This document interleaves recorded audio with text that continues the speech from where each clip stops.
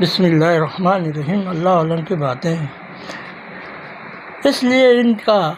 اور ان کے ماننے والوں کا طریقہ یہ ہے کہ وہ تمام مسائل کی کنجی اللہ تعالیٰ کے ہاتھ میں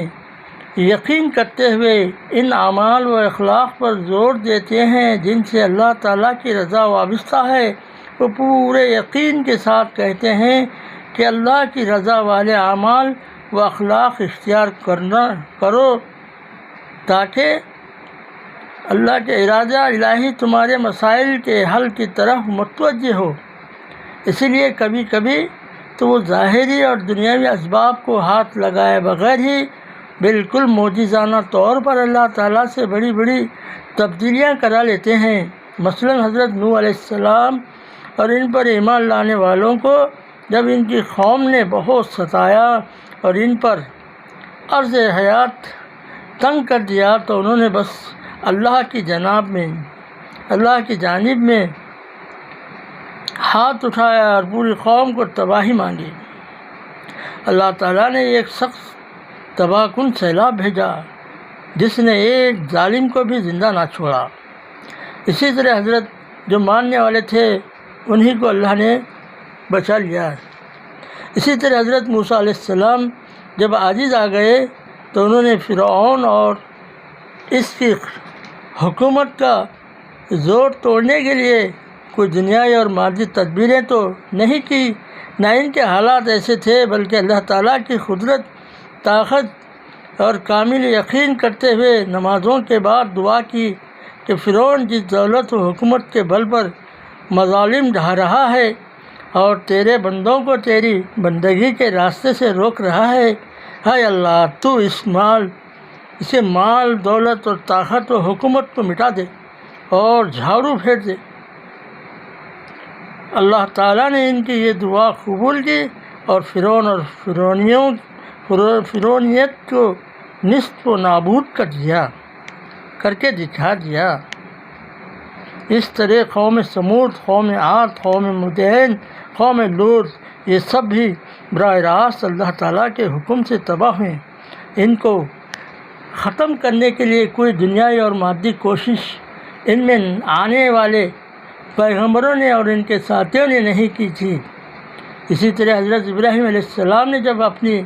بیوی اور نومولود بچے حضرت اسماعیل علیہ السلام کو اللہ کے حکم سے اس وادی غیر ذی زرع میں چھوڑا جس میں انسانی زندگی کا کوئی سامان نہیں تھا، حتیٰ کہ پانی کا ایک قطرہ بھی نہیں تھا، تو ان کے لیے حضرت ابراہیم علیہ السلام نے سامان حیات پیدا کرنے کی کوئی دنیاوی اور اسبابی کوشش بالکل نہیں کی، بلکہ بس اپنے مالک اور پروردگار سے دعا کی۔ اللہ تعالیٰ نے براہ راست اپنی خاص قدرت سے ان کے لیے زمزم کا چشمہ جاری کیا، جس کا پانی آج بھی مشرق مغرب تک پیا جاتا ہے، اور اس بے آب و گیاوادی کو ایسا مرکز بنا دیا،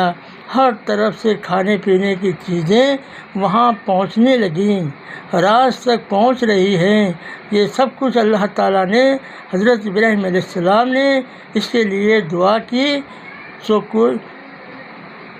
اللہ کے سوا کوئی اسبابی محنت نہیں کی تھی، بس دعا کی، اللہ نے دعا قبول کی۔ اور کبھی ایسا بھی ہوتا ہے انبیاء علیہ السلام اور ان کے متابعین اللہ ہی کے حکم سے اسباب کے راستے سے بھی محنت کرتے ہیں، لیکن اس محنت میں بھی ان کے دل کی نگاہ رب الاسباب ہی پر جمی ہوتی، وہ یقین رکھتے ہیں اور زبان سے کہتے بھی ہیں جو کچھ ہم کر سکتے ہیں وہ اللہ کے حکم سے کر رہے ہیں اور کریں گے، لیکن اصل کرنے والا اللہ ہی ہے۔ وجود میں وہی آئے گا جو اس کا فیصلہ ہو۔ غزوہ بدر سے لے کر فتح مکہ تک جتنے غزوات ہوئے، ان سب میں رسول اللہ صلی اللہ علیہ وسلم اور آپ کے صحابہ رضی اللہ عنہم اجمعین نے امکان بھرا اسبابی جدوجہد بھی کی اور جو کچھ اس وقت کر سکتے تھے وہ سب کچھ کیا، لیکن ہر لمحہ دل اس یقین سے معمور رہا اصل کرنے والا اللہ تعالیٰ ہی ہے، جو کچھ ہوگا اسی کے ارادے اور فیصلے سے ہوگا۔ چنانچہ تمام غزوات میں جب آپ صلی اللہ علیہ وسلم کو فتح حاصل ہوئی، آپ نے اللہ تعالیٰ کے حمد و شکر کے ساتھ بار بار اس کا اعلان فرمایا،